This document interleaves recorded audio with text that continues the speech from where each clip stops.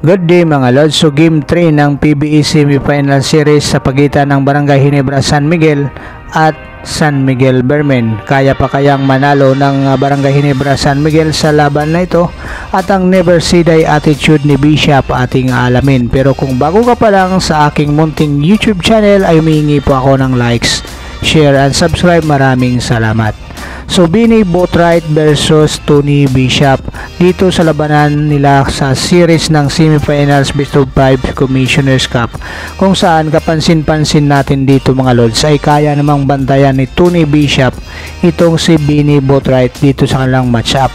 Ang nagiging problema nga lang dito ay naiiwanan itong si John Mar Fajardo ng mga locals nitong sa Barangay Ginebra San Miguel.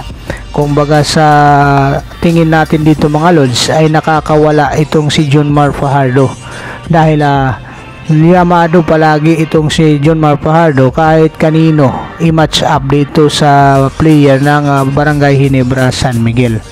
So dito sa balita ng tiebreaker times, bagamat 0-2 na nga itong Barangay Ginebra San Miguel, nagpahayag nitong import ng Barangay Ginebra San Miguel na si Tony Bishop ng pagiging positibo. Bagamat 0-2 na nga sila dito sa series, ayon sa kanya ay kayang manalo ng Barangay Ginebra San Miguel dito sa San Miguel Bermen. Bagamat alam niyang malakas itong San Miguel Bermen dahil nandyan nga itong si Bini Boatwright at saka itong si John Mar Fajardo. At ayon din dito mismo sa import ng Barangay Ginebra San Miguel na si Tony Bishop, ang mahirap dito sa San Miguel Bermen ay hindi nila alam kung sino ang i-score ng 20 points sa isang game o mahigit pa. Dahil matatandaan nga natin mga Lods, kaya sinasabi nitong si Tony Bishop dahil nung game 1 ang nakapokus nga sila dito kay Bini Boatwright at saka kay John Mar Fajardo. Ang hindi nila inaasahan doon sa game 1, itong si CJ Perez ang magdadala ng magandang opensiba dito sa kupunan. Kaya ito yung sinasabi nitong si Tony Bishop na mahirap sa San Miguel Bermen. Pagdating sa game 2 nga, ito namang si Marcio Lasater naman ang nagbigay ng magandang opensiba at nagtala nga lang siya dito ng 4-3 para ipanalo ang laban sa game 2. So ito yung mismo yung tinutukoy nitong si Tony Bishop na mahirap dito sa San Miguel Bermen dahil kahit sino ang ipasok dito ni Coach George Gallen ay pwede ngang umiscore ng 20 points sa isang games.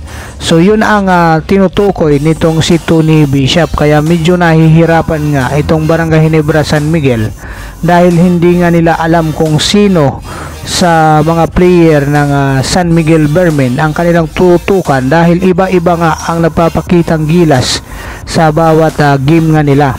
So ngayong paparating na game 3, asahan nga natin na itong Barangay Ginebra San Miguel ay gagawin nga ang lahat na hindi nga sila ma-sweep dito sa kanilang series.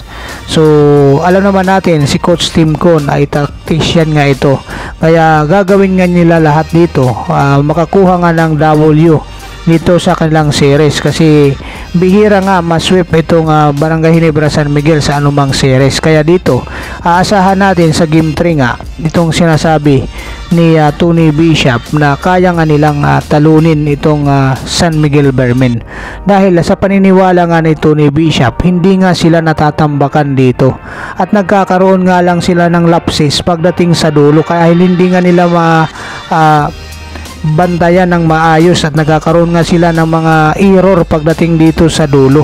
Kung matatandaan nga natin nung game 1, 90-92 ang score, kung saan lumamang pa nga dito ang Barangay Ginebra San Miguel.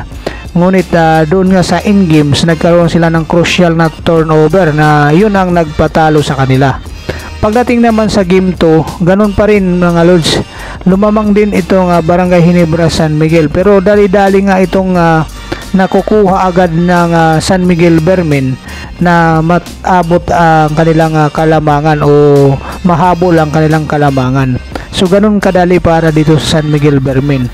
Ito yung tinutukoy mismo nitong si Tony Bishop na kayang-kaya nga nilang talunin itong barangay San Miguel Bermenes dahil sa dalawang laban nga lumalamang pa nga sila sa mga early quarters ng laban at itong San Miguel Bermen nga ang naghahabol pa minsan-minsan. Kaya lang yun kasi dito sa kanya ay nagkakaroon nga ng kakulangang suporta para sa mga locals at hindi rin naman niya sinisisi itong kanyang mga teammates. Ayon nga sa kanya, pagtatrabahuan nga nila para makuha itong W dito sa semi-final series ng kanilang ng dalawang kupunang ito. So tama naman itong si Tony Bishop dahil sa San Miguel Bermen, anytime na may ipasok itong si George Gallant, si Coach George Gallant ay nagbibigay ng magandang contribution dito sa kupunan.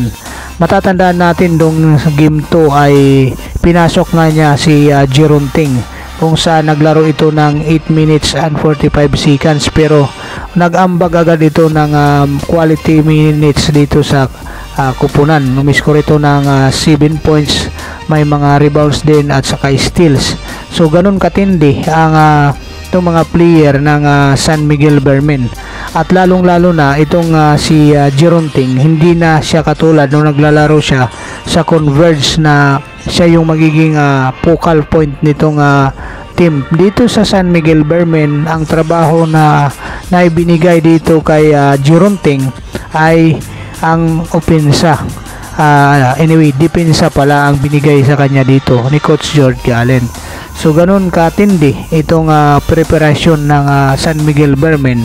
Bukod sa mayroon na nga silang magagandang arsenal itong mga player nga nila na masasabi nga natin walang tulak kabigin pagdating dito sa player ng San Miguel Bermen, na ito nga yung paniniwala nitong si Tony Bishop.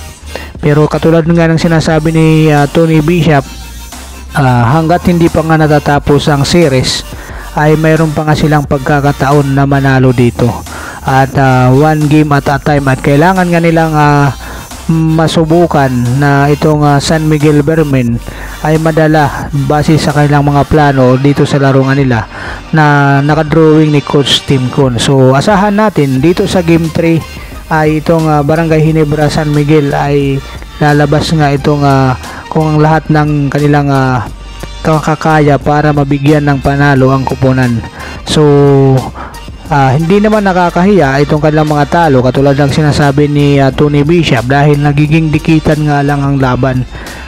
Itong lahat ng panalo ng San Miguel Bermen kontra sa kanila ay dikitan nga lang at hindi nga ito nakakatambak sa kanila. Kaya ito yung nagiging motivasyon nitong si Tony Bishop sa kanilang team na kayang-kaya nga nilang talunin itong San Miguel Bermen kahit na mayroon itong John Mar Fajardo, mayroon na Benny Boatwright, CJ Perez at itong si Marcio Lasater at kung sino naman ang mag-i-step up sa kupunan ng San Miguel Bermen dito sa game 3. So ito yung dapat paghandaan ng Barangay Ginebra San Miguel at huwag silang mag-focus mismo dito sa mga player ngayon na gumagawa katulad ng import nilang si Benny Boatwright at itong si John Mar Fajardo dahil anytime mayroon mag-i-step up sa San Miguel Bermen.